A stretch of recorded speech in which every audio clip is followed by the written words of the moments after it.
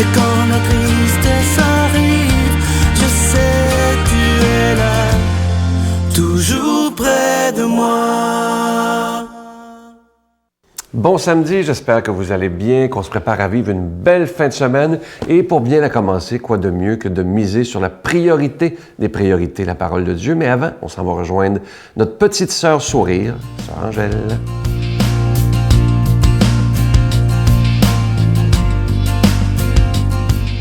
Bonjour! Hey, on avance, trouvez-vous ça? Moi, je trouve qu'on avance, là, on s'en va vers le printemps. J'ai-tu hâte, hein, s'il vous plaît? Je vous dis, moi, on a hâte des Pâques. Pâques, ça, quand ça va arriver, on s'est dit, bon, ben, autrefois, on mettait un chapeau de paille. Aujourd'hui, je pense pas qu'il y en ait des chapeaux de paille. Il fait plus froid, vous comprenez. Et le 4e dimanche, demain, du carême. Alors, vous voyez aussi, la liturgie avance toujours.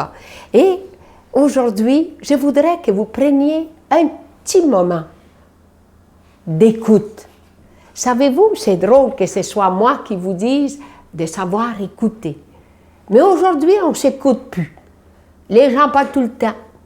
Des fois, tu essaies de faire comprendre, de passer un message, ils ne passent pas, ils n'écoutent pas. Une fois, j'ai répété 3 fois la même affaire. Mais croyez-moi, je l'ai dit la 4e, je pense qu'ils n'ont pas compris encore. C'est parce qu'on est pris par des problèmes profonds. On est pris par notre grand roulement de la vie qu'on n'a pas pris le temps de s'arrêter. C'est ça.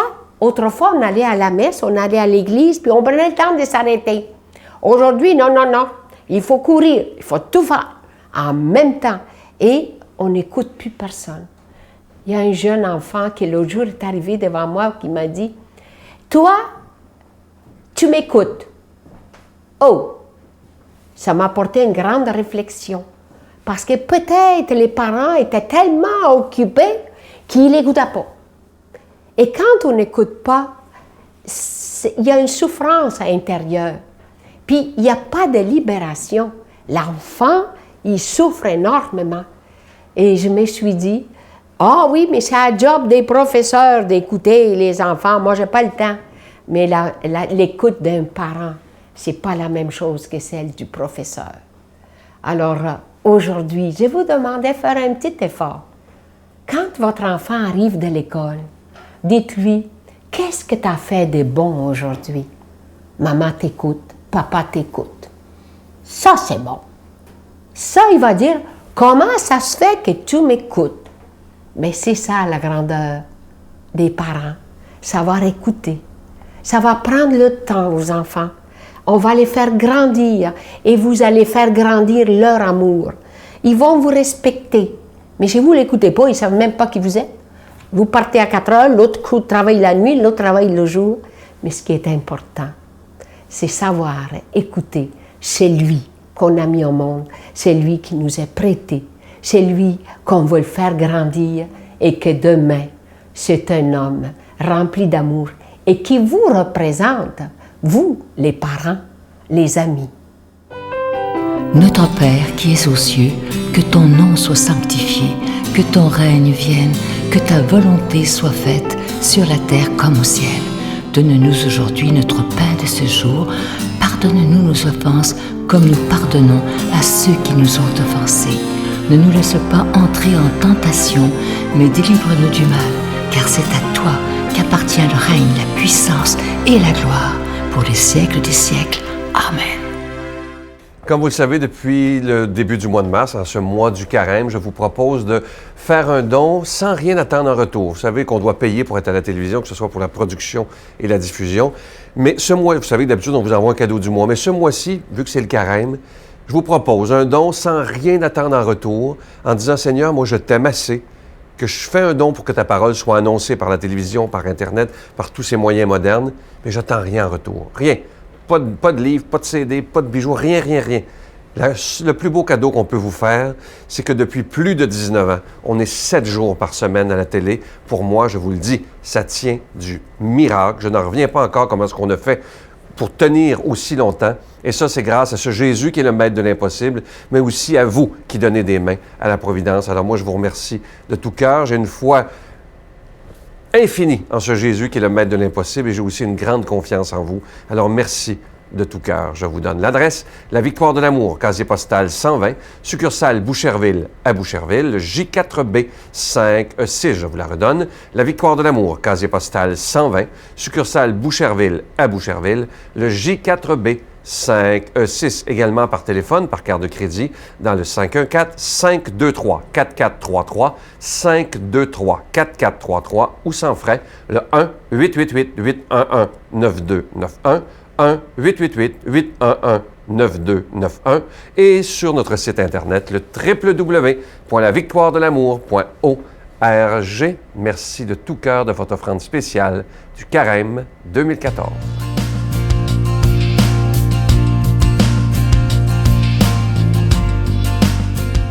Mon Dieu, donnez-moi la sérénité d'accepter les choses que je ne peux changer, le courage de changer les choses que je peux et la sagesse d'en connaître la différence. Amen. Aujourd'hui, pour proclamer la parole de Dieu, on rejoint notre ami l'abbé Joseph Éveillard.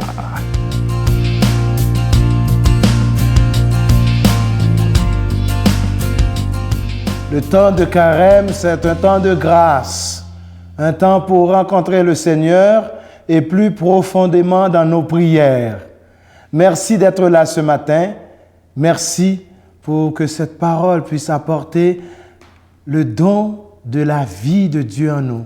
Merci pour présence ce matin dans belle parole ça, nous pour aller partager avec vous. Écoutons ce que Saint Luc nous dit. Jésus dit une parabole pour certains hommes qui étaient convaincus d'être justes et qui méprisaient tous les autres. Deux hommes montèrent au temple pour prier. L'un était pharisien et l'autre publicain. Le pharisien se tenait là et priait en lui-même. « Mon Dieu, je te rends grâce parce que je ne suis pas comme les autres hommes, voleurs, injustes, adultères ou encore comme ce publicain. Je jeûne 2 fois par semaine et je verse le 10e de tout ce que je gagne. » Le publicain, lui, se tenait à distance et n'osait même pas lever les yeux vers le ciel. Mais il se frappait la poitrine en disant « Mon Dieu, prends pitié du pécheur que je suis. » Quand ce dernier rentra chez lui, c'est lui que je vous le déclare, qui était devenu juste et non pas l'autre. Qui s'élève sera abaissé, qui s'abaisse sera élevé. Parole de conversion, parole de pauvreté spirituelle et parole d'amour, de changement. Moi, s'il y a une page d'évangile que j'aime entendre et méditer, c'est cette page d'évangile. En ce temps de carême qui nous invite à descendre en nous-mêmes dans le tombeau de notre vie, prendre un peu de temps pour regarder notre vie avec le Christ. Hein? C'est ça notre baptême. Notre baptême, c'est de descendre dans le tombeau avec le Christ et pour être ressuscité avec lui le jour de Pâques. Alors je vous invite à faire ce petit exercice ce matin, descendre dans votre vie, voir ce qu'il y a à améliorer. Hein? Nous sommes pécheurs, pécheresses, nous avons nos faiblesses, mais il y a des petites choses que nous pouvons améliorer dans notre vie durant ce temps de carême. Et moi, je le fais. Je vous invite à c'est utile, ça donne la lumière de Dieu dans notre vie, ça donne la joie de continuer à prier le Seigneur. 2 hommes montèrent au temple pour prier. L'un était pharisien, étudiant de la parole de Dieu, grand connaisseur. Pharisien, lui qui met en pratique tous les commandements. Lui arrive au temple et commence à prier. C'est beau, hein? Une belle attitude de prier. Alors c'est là que nous allons voir les différences dans nos prières. Hein? Lui arrive, Seigneur, je ne suis pas comme celui-ci. Hein? Il pointe le doigt, hein? Comme ce publicain. Hein? Bien des fois, nous pointons le doigt sur l'autre. Je ne suis pas un voleur. Je ne suis pas un adultère, comme l'autre, comme les autres. Nous critiquons. Nous voyons toujours le côté négatif de l'autre. Hein? L'orgueil de l'homme. Alors ce matin, avons-nous cette attitude d'être ce pharisien qui voit toujours dans l'autre, qui voit toujours dans son frère, dans sa sœur, le côté négatif des choses. Oui, moi je le sais, je suis pécheur et je demande à Dieu, durant ce temps de carême, de m'aider à retrouver cet équilibre dans ma vie. Ça, c'est le premier personnage. Le deuxième personnage, c'est le publicain. Il dit, Seigneur, je ne suis pas digne, aie pitié de moi. Aie pitié de moi, je suis un pauvre pécheur. Et c'est le cri de l'Église. C'est le cri de toute l'humanité. Et à chaque célébration, nous disons cette phrase dans nos célébrations en 4 fois. Seigneur, prends pitié au commencement de la messe. Prends pitié de nous, Seigneur, de nos péchés, de nos erreurs, de nos injustices. Dans le Notre Père, prends pitié de nous, Seigneur, délivre-nous. Dans l'agneau de Dieu, aie pitié de nous. Dans la communion, je ne suis pas digne. Il y a toujours cet appui de reconnaître notre petitesse devant Dieu. Mais le Seigneur nous dit, ce ne sont pas les œuvres, ce ne sont pas les sacrifices, ce ne sont pas les applications des lois qui vont nous conduire vers lui. Ce qui nous conduit vers Dieu, c'est notre vie intime avec lui, c'est notre simplicité. Seigneur, je ne suis pas digne ce matin. Et je le dis pour toute l'humanité, je le dis pour l'Église, je le dis pour le pape, je le dis pour cette émission. Nous ne sommes pas dignes. Tu es tellement saint, tu es tellement grand, Seigneur. Tu es la lumière, tu es le Saint des Saints, Seigneur. Nous ne sommes pas dignes, mais tu nous donnes cette possibilité, à travers ta parole, de retrouver cette identité, à travers cette parole, de trouver la joie, Seigneur. Durant ce temps de carême, aide-nous à ne pas avoir cette attitude du pharisien qui critique. Et si nous continuons à mettre en pratique ce que le pape nous dit, soyons miséricordieux. Je vous bénis ce matin, au nom du Père et du Fils et du Saint-Esprit. Amen. Je vous salue Marie, pleine de grâce. Le Seigneur est avec vous. Vous êtes bénie entre toutes les femmes, et Jésus, le fruit de vos entrailles, est béni. Sainte Marie, Mère de Dieu, priez pour nous pauvres pécheurs, maintenant et à l'heure de notre mort. Amen.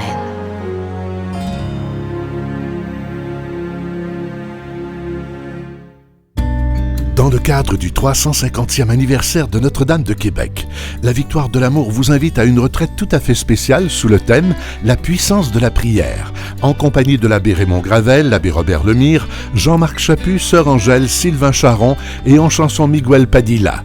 La retraite aura lieu à l'hôtel Hilton, situé au centre-ville de Québec. Nous vivrons ensemble une célébration eucharistique à la basilique Notre-Dame de Québec et nous traverserons la Porte Sainte les 16, 17 et 18 mai prochains.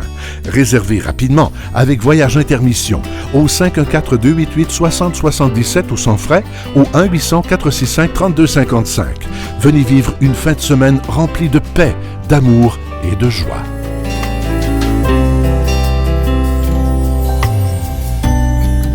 Je vais vous laisser avec une belle pensée de Confucius. Il a dit des belles choses, Confucius. Écoutez bien ce qu'il disait. « Exige beaucoup de toi-même et attends-toi à peu des autres. Ainsi, beaucoup d'ennuis te seront épargnés. » Ça, c'est tellement vrai. Alors, des fois, on attend trop des autres autour de nous. Alors, je vais vous le répéter parce que je l'aime beaucoup. « Exige beaucoup de toi-même et attends peu des autres. Beaucoup d'ennuis te seront épargnés. » À demain. Bye. Quand on sort de thérapie ou de prison, moi qui ai été aumônier de prison des années, la réinsertion dans une communauté, dans la société, ça, c'est un vrai parrain. Alors, j'agis actuellement un peu comme son parrain. Lui, il m'appelle père parce que pour un bon Italien, le father, le père, je pense que je suis un père spirituel pour lui, mais... La Victoire de l'Amour remercie de tout cœur les Résidences Soleil de leur accueil si chaleureux.